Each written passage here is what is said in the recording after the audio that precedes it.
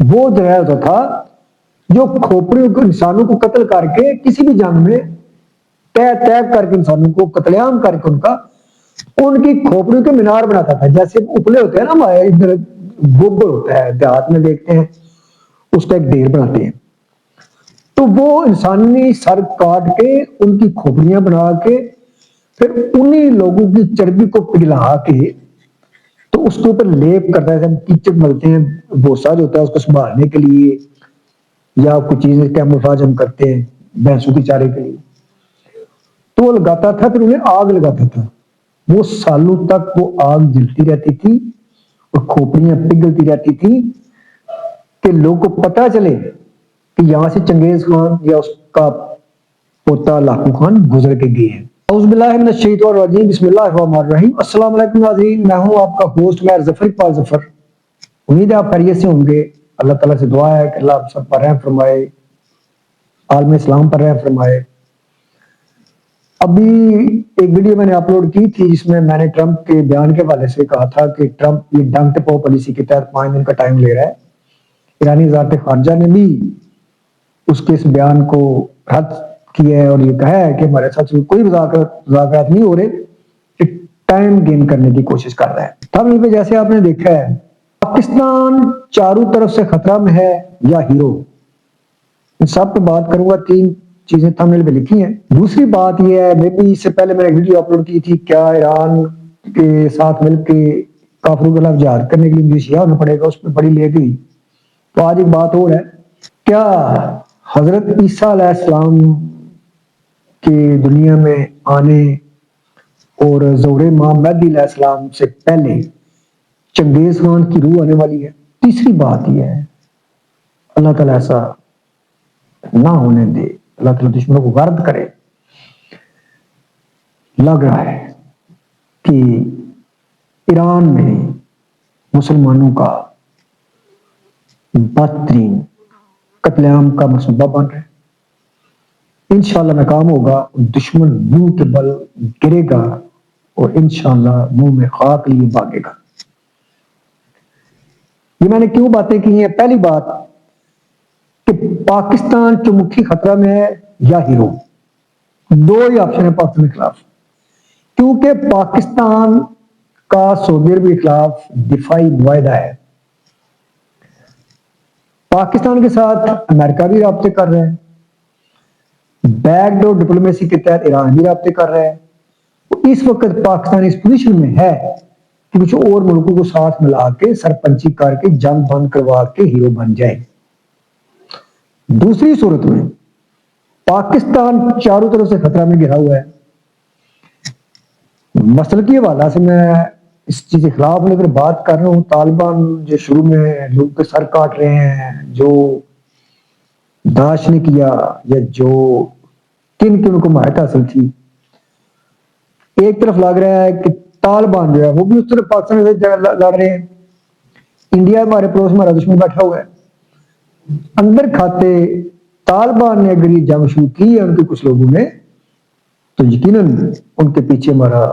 دشمن اسرائیل اور انڈیا ہے. تو اگر سعودی عرب کے ساتھ مل کے پاکستان ایرانی حملے روکنے کی کوشش کرتا ہے یا اپنی فوج سعودی عرب بھیجتا ہے جب ایران سعودی عرب کی خدا نہ جنگ شروع ہوتی ہے, تو ویسے لگتا نہیں, امید ہے انشاءاللہ تعالیٰ مسلمان اکٹھے ہو جائیں گے. لیکن اگر عربوں کی جنگ ہوئی, سعودی عرب جنگ میں کودا ایران کے خلاف, تو پاکستان کو لا محالہ سعودی عرب کا ساتھ دینا پڑے گا اور دشمن ہر طرف سے کامیاب ہوتا نظر آ رہا ہے. اس طرح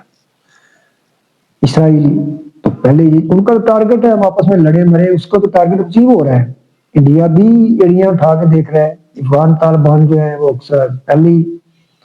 اسلام آباد کے ڈرون پھینک چکے ہیں اور باقاعدہ وہ جہاد کے فتوے دیتے پھر رہے ہیں. دوسری بات میں نے کی کہ کیا حضرت عیسیٰ علیہ السلام کے آنے سے پہلے, امت محمدی صلی اللہ علیہ وسلم میں داخل ہونے سے پہلے اور ظہور محمدی سے پہلے چنگیز خان کی روح آنے والی ہے؟ نیتن یاہو دنیا کے طاقتور ترین ملک, نہ طاقتور ترین سے معاشی لحاظ سے وہ مضبوط ہے, دفاعی لحاظ سے وہ مضبوط تھا جو کہ اب نہیں رہا. لیکن اب بھی ہے،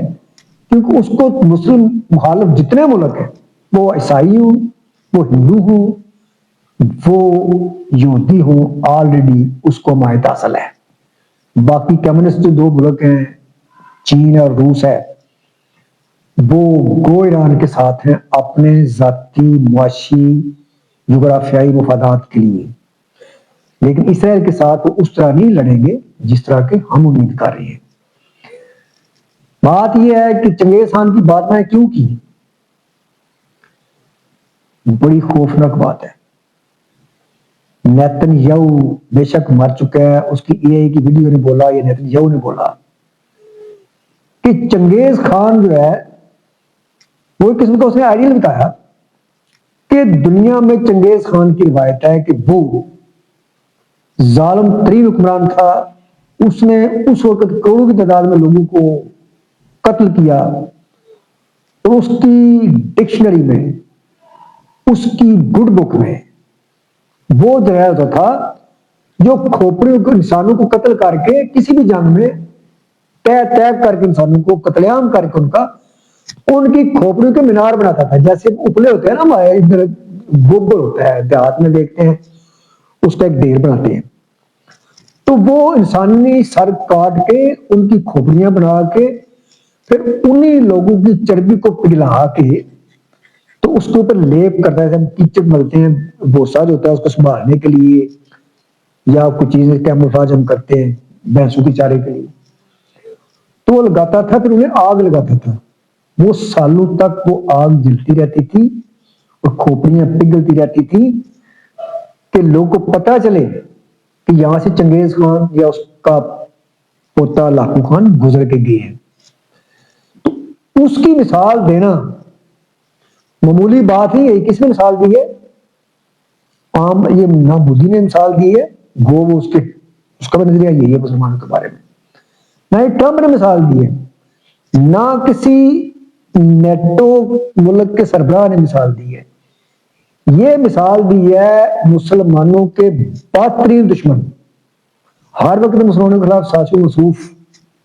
گریٹر اسرائیل کے نقشے میں اسلامی ممالک کو شامل دکھانے والے، دنیا پر قبضہ کرنے کے خواہش مند نیتن یاہو نے چنگیز خان، اس کا مطلب یہ ہوا کہ ٹرمپ کی شکل میں اور نیتن یاہو کی شکل میں، خدا نہ کرے ایسا ہو، چنگیز خان اور لاکھو خان یہ خون کی ہولی کھیلنے والے ہیں۔ اللہ تعالیٰ سے دعا کریں، اللہ تعالیٰ سے دعا کریں، اللہ تعالیٰ سے دعا کریں کہ ایران کو اللہ تعالیٰ ثابت قدم رکھے، اور انشاءاللہ تعالیٰ مجھے امید ہے کہ ایران اس لاکھو خان اور چنگیز خان کو بھاگنے کا موقع بھی نہیں دے گا، اگر ایسا ہوا تو وہ تو انتظار کرے زمینی فوج آئے، لیکن افسوس یہ ہے کہ عرب جو ہے وہ اس وقت ٹوٹلی اسرائیل کی کٹ پتلی بنے ہوئے ہیں، ان کے ٹوٹل وسائل ان کے پاس ہیں، ان کے انجینئر کی شکل میں، ان کے ٹورسٹ کی شکل میں، ان کے فوجیوں کی شکل میں، امریکہ اور اسرائیل کے جاسوس جو ہیں وہ سرایت کر چکے ہیں ان ملکوں کی فوج میں، ان کے ہر ادارہ میں، ان کے چنگل سے عرب کیسے آزاد ہوں گے؟ لگتا یہی ہے کہ خدا نخواستہ اتحادی نے مل کر حملہ کیا ایران پہ تو قتل و غارت نہیں ہوگی، اور یہ جنگ پھر پورے عرب میں پھیلے گی، ایسی پراکسی ہوگی، ایسی جہادی جنگ ہوگی، ایسا جہاد ہوگا کہ اس کے خلاف کہ خدا کی پناہ، جس میں صرف تباہی مسلمانوں کو نظر آ رہی ہے۔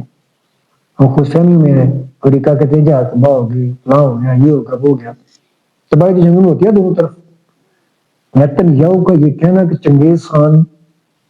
بھی تھا، چنگیز خان کا طریقہ کار یہ تھا کہ وہ خوف کی علامت تھا، تو خوف ڈالنا ضروری ہے۔ اٹ مینس وہ ایران میں ایک ایسی مثال قائم کرنا چاہتے ہیں کہ آگے کئی سال تک امریکہ یا اسرائیل کے خلاف کسی کو سر اٹھانے کا موقع نہ ملے، کیونکہ جتنی بری طرح ٹرمپ پھنس چکا ہے، اگر ادھورا کام چھوڑ کے چلا جائے تو اس کا سپر پاور کا جو ایک नमूना है वो भी खत्म हो जाएगा, सुपर पावर उसको कोई नहीं मानेगा, वो एकदम फ्लॉप हो जाएगा, डाउनफॉल आएगा उसकी करेंसी पे, उसकी मैशत पे, उसकी हर चीज पे। तो लिहाजा इतने बेवकूफ अमेरिकन नहीं है, इतना बेवकूफी होती नहीं है कि 5 दिन के अंदर वापस चला जाए। अल्लाह ताला से दुआ करें, अल्लाह ताला मुसलमानों को इत्तेहाद की तौफीक अता फरमाए